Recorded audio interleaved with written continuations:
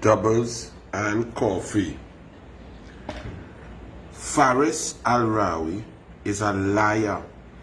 Faris al-Rawi has now joined his prime minister as being a confirmed convicted parliamentary liar who lied on Kamla Persad-Bissessar, who concocted, fabricated, just created mischief to go out live from the Honorable House of the Parliament building, the place where all citizens should respect and revere. Faris al-Rawi got up in his budget contribution as thousands of citizens were listening, waited with bated breath to hear what government ministers had to say about the budget, about their lives, about assistance, about taxation. And he lied through his makeup, his foundation, his mascara. He concocted a rabid, disgusting lie on a former prime minister, on the leader of the opposition, on a prime minister who was run out of office by a PNM based on lies, based on emailgate, based on the exact same disrespect of the parliament by his prime minister, so that we are now led by a convicted parliamentary liar as prime minister and a convicted parliamentary liar as attorney general. These two offices constitute the government.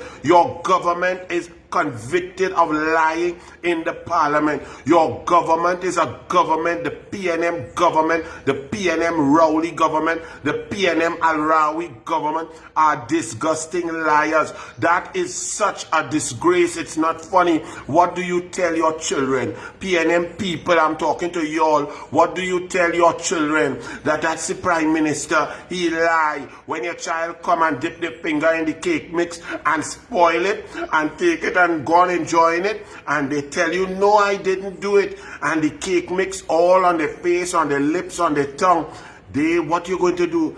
They will just say, well, the prime minister lie on Kamla and the government, the attorney general lie on Kamla and the opposition.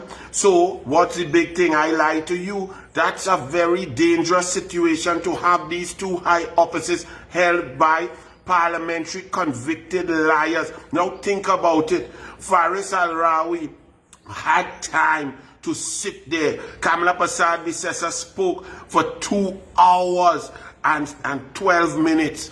Then al-Rawi got up, and within his contribution, without an iota of evidence, without a piece of paper, without a cabinet note, without a recommendation, without a signed lease, without a renewed lease, without a property, without a deed, without a name of Kamla Persad-Bissessar on any square footage, without a rental agreement, just came up, concocted in his sick, desperate, crying, makeup wearing mind a total fabrication that was immediately disseminated to the entire population, live on TV, live on radio, live on Facebook, live on Twitter, live on Instagram. This man just fabricated a lie that Kamla Persad-Bissessar family had rentals, when everyone knows that he, not only his family, he himself as attorney general recused himself from 40 cabinet meetings.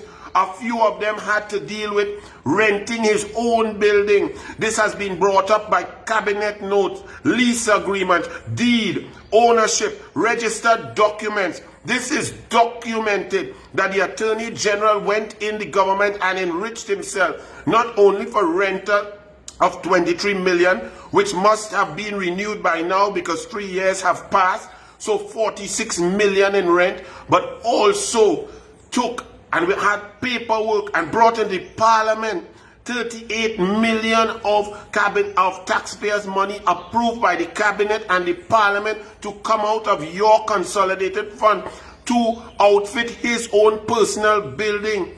And this attorney general, who is the attorney general who does not know to transfer a vehicle, he's the attorney general who sells a vehicle and a check that was supposed to be cash have no stamp and no markings on it.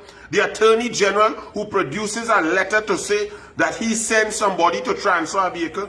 The Attorney General who states and understands that independent institutions must be left alone, and if any politician interferes with the work of an independent commission, that there will be anarchy. This is the Attorney General who sat there and has admitted and is claiming sub judice that he signed an immunity indemnity document with a witness in a criminal probe, even though the Attorney General has no status whatsoever to get involved with criminal procedures. The DPP knows nothing about it. The document is out there, which was promising a criminal witness all sorts of indemnity against defamation, indemnity against civil proceedings, undertakings not to go in the civil court to get anything back from him. He also sat there and negotiated with the Bosch man, salesman, a settlement of $10.2 million in fees that were owing, that he was actually suing the state for. Al-Rawi was involved in those settlements. This man who comes into the parliament, opens his mouth and lies blatantly with dishonor, disgusting, dishonest nastiness, lies, total fabrication on Kamla Prasad Bisesa and her family. Totally untrue. And the media put that on page A6. Where the headlines? Lying Attorney General, resign, disgusting, disgrace. Imagine some of you newspapers attack David Nakib for stating that the president must respond, and the president is bringing her office into disrepute, and she's jackassing the scene. You said that was a major story, and Senator Nakib should apologize and resign. What about a sitting Attorney General who goes into the parliament, takes his time, concocts and fabricates an allegation against a sitting parliamentarian, a former Prime Minister, a former Attorney General, a sitting leader of the opposition, stands there and lies live on TV, radio, and Facebook? What say you, media? What say you about this dastardly liar called Al-Rawi? Because you let the email gate go. You started to discuss when he, the main liar, convicted parliamentary liar Al-Rawi, now was trying to tell the world, never mind that those are not emails and they don't exist and it's just toilet paper. We must investigate the contents of something that does not exist. This is the man sitting in the office of the Attorney General, and then you wonder why bad laws have been drafted. Then you wonder why we are in a constitutional crisis. What say you, mass media? Faris Al-Rawi got in the parliament, totally fabricated, concocted, and maliciously delivered a dastardly lie, and was caught with his tight pants down around his ankles, and had to come and offer an apology with his mascara running. And you put that on A6. This is the Attorney General who boasted that he put criminal charges on members of the opposition. This is the Attorney General who drafted the clauses of the Police Service Commission Bill to select a commissioner of police that has now collapsed. This is the Attorney General who sold 3 Porsche in 4.5 years. The Attorney General who sat in the cabinet and rented his own building and outfitted his own building and sat there and recused himself while his family earns 100 million. This is the Attorney General who got into politics to be a member of parliament, to be an Attorney General, knowing full well that his family benefited from hundreds of millions, if not billions, but billions of dollars from government. He should never have entered politics. It is disgusting. He was conflicted from the beginning, and now he is unmasked as a total, complete, disgusting liar. What say you, media? What say y'all? That a man could disrespect, denigrate, and dishonor the parliament, the seat of our democracy, like that as an Attorney General? All attorneys general previously of Trinidad and Tobago are holding their head and ball. This man without a piece of paper, without a fact, this is why you can understand he does not and never deserve to hold the office. He's a complete dunce who does not even understand what it means to be a lawyer, what it means to be truthful. That politics, we can have battle, we can have war. Not one day you hear me lie on that mascara wearing clown.